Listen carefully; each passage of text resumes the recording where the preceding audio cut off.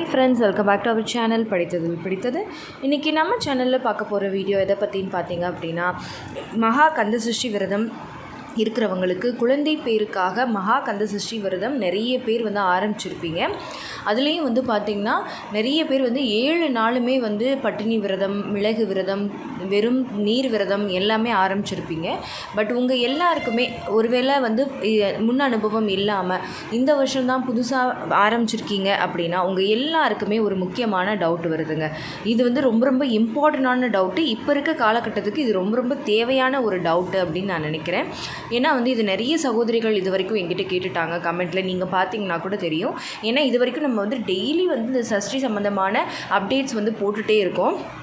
அப்படி இருக்கும்போது ஒவ்வொரு வீடியோக்கு கீழேயுமே சிஸ்டர்ஸ் அவங்கவுங்களோட டவுட்ஸ் நம்மக்கிட்ட கேட்டுகிட்டே இருக்காங்க. அதில் எல்லாருமே ரிப்பீட்டடாக ரொம்ப முக்கியமாக கேட்ட கேள்வி எனக்குமே அது ரொம்ப முக்கியமாக தான் பட்டுச்சுங்க. அது என்ன அப்படின்னு பார்த்தீங்க அப்படின்னா, டிவி பார்க்கலாமா பார்க்கக்கூடாதா, மொபைல் யூஸ் பண்ணலாமா யூஸ் பண்ணக்கூடாதா அப்படிங்கிற கேள்வி தாங்க.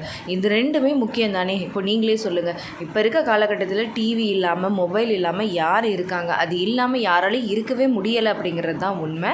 ஸோ கந்தசஷ்டி விரதம் இருக்கிறவங்க இந்த மொபைல் பார்க்கலாமா, டிவி பார்க்கலாமா அப்படின்ற கேள்விக்கு நம்ம என்ன பதில் சொல்லலாம் அப்படின்னு பார்த்தீங்கன்னா, கண்டிப்பாக முடிஞ்ச வரைக்கும் பார்க்காம அவாய்ட் பண்ணுறது தாங்க நல்லது.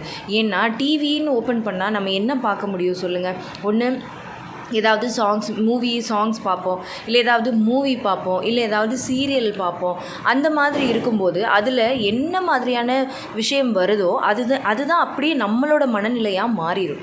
ஆனால் இந்த கந்தசஷ்டி விரதத்தை பொறுத்த வரைக்கும் நம்ம முழு மனதோட அமைதியாக, நல்ல சிந்தனையோட, நல்ல எண்ணங்களோட, சாத்வீகமாக, அமைதியான மனநிலையோட, எந்த விதமான ஓவர் திங்கிங்கும் இல்லாமல், எந்த விதமான தவறான எண்ணங்களும் இல்லாமல் முழுக்க முழுக்க ஒரு பாசிட்டிவிட்டியோடு நம்ம இருக்கணுங்க. அப்போ மட்டும்தான் இது ஒர்க் அவுட் ஆகும். ஸோ அப்படி இருக்கும்போது நம்ம எப்படி ஒரு சீரியலையோ, ஒரு மூவியோ, ஒரு டிவியை ஓப்பன் பண்ணால், ஒரு நியூஸாக இருக்கட்டுமே, எதுவாக இருந்தாலுமே அதில் சில நெகட்டிவான விஷயங்கள் நிறைய வருது.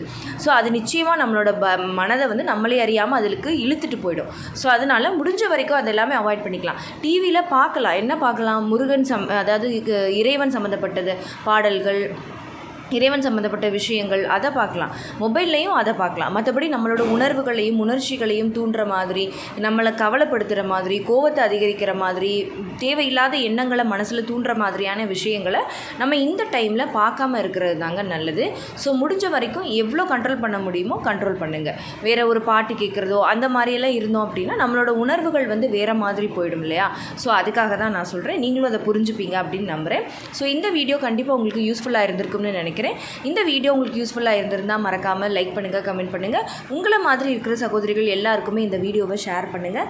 அண்ட் நம்ம படித்ததில் பிடித்தது சேனலை இது வரைக்கும் சப்ஸ்கிரைப் பண்ணாமையே பார்த்துட்ருக்கீங்க அப்படின்னா மறக்காமல் சப்ஸ்கிரைப் பண்ணிக்கோங்க. பக்கத்தில் இருக்கிற பெல் ஐக்கானையும் சேர்த்து கிளிக் பண்ணி ஆள் கொடுத்து வச்சுருங்க. ஓகே ஃப்ரெண்ட்ஸ், பாய், தேங்க்யூ.